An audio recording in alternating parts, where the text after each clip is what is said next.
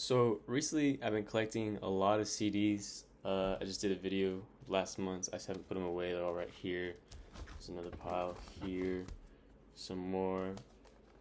I have a bunch in the shelf back there. I might show a video over this of all my CDs collection. Growing up, I've always loved music. Loved playing music. I was just practicing my guitar, but you can't see. But my guitar's over there. I'm gonna see Linkin Park in September. I'm wearing that shirt. Uh, September 13th, Inglewood, right? Um, so yeah, I've grown a strong attachment to music overall, and recently CDs. I think CDs are a great way of collecting music, and that's what I wanted to talk about. So you know, physical media has been a thing for a lot of people. Want to collect them, and people are like, "Well, why CDs instead of vinyl?" All of this. I'm gonna get into that. Why I choose CDs instead of vinyl. But first, let's talk about why you collect physical media in the first place. First, I just like to say that you own the music. Like I own this copy of Dark Twisted Fantasy by Kanye. He could take this off of streaming at any time, right?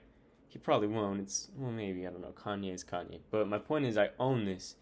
There's these situations. Actually, recently, my friends were talking about how they actually got rid of Toxicity by System for a little bit. I didn't know much about that, but that's where I was lucky to own the CD and I have it ripped to iTunes so I could listen to it wherever.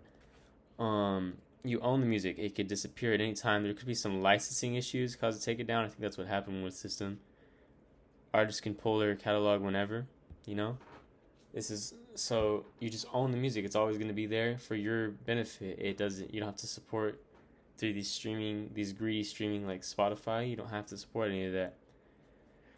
That was my first reason. Second, you get a personal connection with this music. Like you could buy like Paramore's self-titled, right? I bought this, or let me use a better example. Honestly, like let's say Led Zeppelin. I bought this. I probably would never listen if I was on streaming. Personally, I'd probably never listen to this album like front through back on streaming. I bought this. I'm kind of more for you could skip on CD players, but for the most part, you're stuck with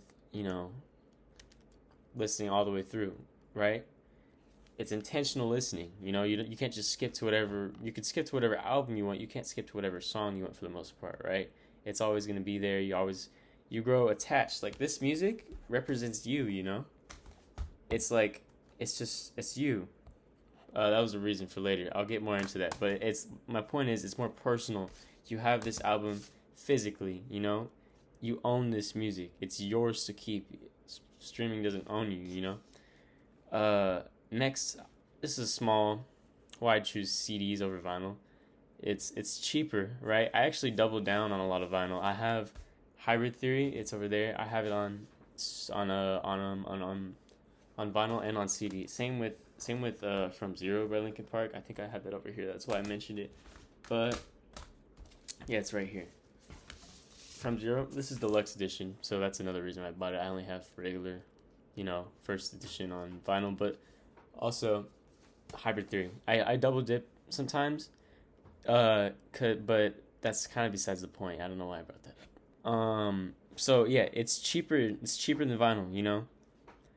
You can get a new CD. You can really get a new CD, like this Korn CD. I got this for like $10, where it'd probably be like 25, 30 on vinyl. I know Kanye. I was looking at College Dropout the other day. It was like $50, and I'm pretty sure on CD you could probably get it for 15. Used CDs definitely way cheaper as well. Used vinyls could still be kind of expensive. It depends on the situation. So CDs are smaller, significantly smaller than vinyl, right? Vinyl is this whole 12-inch. I don't know if it's 12 inches. I made that up. I don't know how big they are. Big vinyl takes up a lot of space, right? And I think it's better conserve space. You have limited room. Like my room's not the biggest. You see, put more on one shelf, right? You can own more, keep more on one shelf, right? Shows how easy You could stack them, store them, you know. Next reason, I brought this up briefly earlier, you could rip CDs. So you get that love of physical media. You can take it anywhere you own the music, but now you can listen to it anywhere still, you know. Vinyl you can only listen to at your turntable at home, right? CDs, I could rip this with a CD drive I have right here, connected to iTunes. It's harder if you don't have a MacBook, but there's still ways you could do that. You know, you can't really do that with vinyl. You could buy MP3s and stuff on iTunes and stuff, but you also own the CDs. I think it's just a good option, you know, to be able to rip them if you want. So, you know, there's limitations to downloading things on streaming. It's just more convenient if you just own it, you know. Next thing I want to touch on is you're supporting these artists directly, which is kind of unfortunate for artists like Kanye, but for artists that may need it, you know, like I don't have a lot in this stack. I put it all away for the most part. But for older bands, you know, that, you know, don't get streamed a lot nowadays, like, you're supporting them directly. That's $15. Doesn't go directly all to them. I mean, it goes to the store, to the label, whatever. But like, it's like 1,000 streams is one sale or something like that, and that's crazy. Spotify is very like underpaying their workers. Not their work. Well, I guess, you know, the artists. They're really underpaying their artists. Like a fraction of a cent per stream or something like that. Whereas this is like way more supporting them. So if you really like an artist and you want to keep them going, I don't want to pull out Slipknot. They're a huge band, but you know, it's always good. You're directly supporting artists, and this matters, you know. You want to make sure they're getting the proper recognition for their art, right? You know, especially if you get them at shows, that's also directly supporting them. But so CDs as a whole, there's, like I said, they're smaller, but this makes them more portable as well. Like, if you want to take your vinyl everywhere, you could.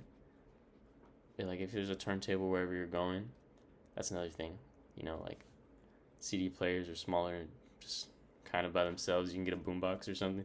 But what I meant to say is, like, CDs, not as portable as cassettes, but they sound significantly better than cassettes. Cassettes, you could hear the other side of the disc and stuff, and cassettes have their perks too. They're still cool to own.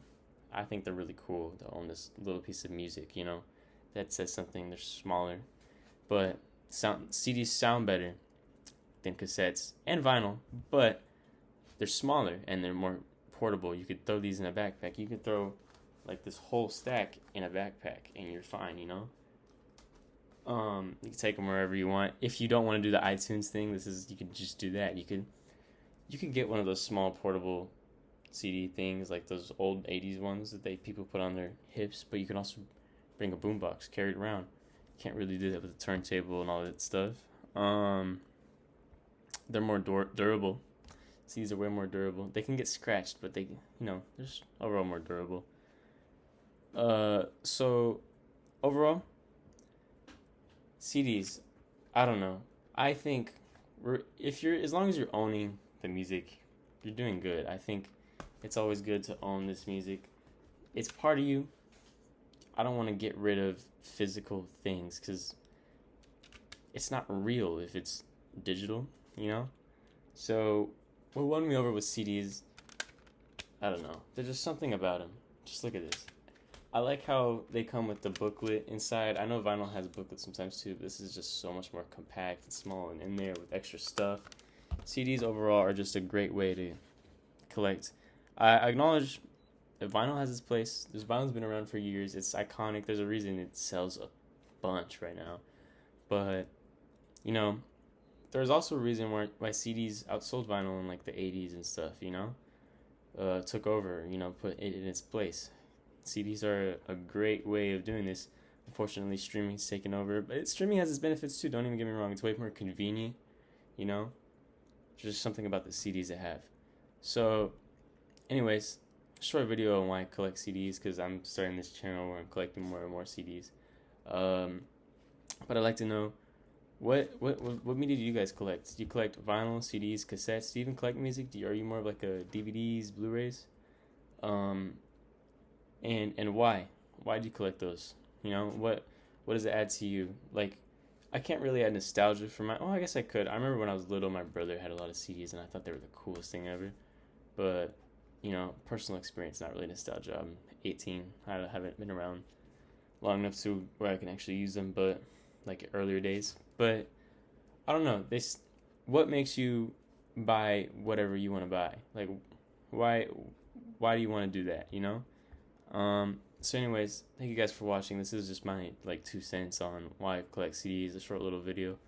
Um, I'm thinking of doing more videos about CDs as a whole, like maybe reviewing certain albums I have, or talking about certain genres I want to get into, what albums I want to get next, what artists I want to get next.